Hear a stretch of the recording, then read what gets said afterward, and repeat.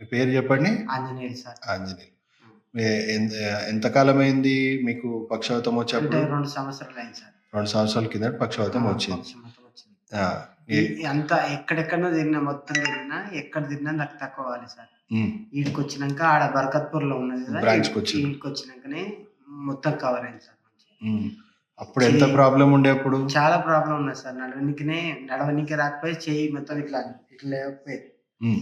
ఇట్లా లేవకపోయేది. అసలు చాలా ఉండే. హ్మ్. బండి అసలు నడవనీకే రాకపోతుండే. హ్మ్. ఇప్పుడు జర మందులు ఈ 2 నెలలు మందులు తిన్నాక మొత్తం కవర్ అయింది సార్ మంచిగయింది. మొత్తం మంచిగయింది. మంచిగయింది. కానీ కొద్దిగా చెయ్యికి ఇంకా కొద్దిగా ఉంది ఇక. కొద్దిగంత ఉంది. ఇంకా 2 నెలలు మందులు వాడితే మీకు మాక్సిమం మీ పనులన్నీ మీరు చేసుకునే పరిస్థితికైతే వచ్చిండ్రు. వచ్చింది.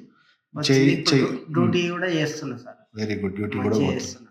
ఇప్పుడు ఏం ప్రాబ్లమ్ అనేది లేదు కానీ చెయ్యి ఒక్కటే జర కొద్దిగా ఫ్రీ కావాలి ఇంకా కొంచెం ఫ్రీ కావాలి అంతే.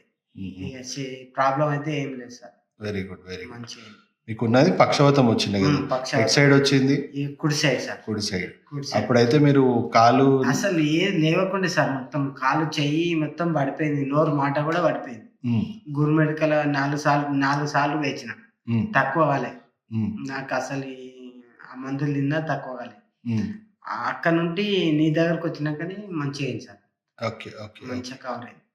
Very good. అట్లా అందుకని ఇంకొక అతన్ని మాకు తెలిసిన ఆయనని తీసుకొని వచ్చాను.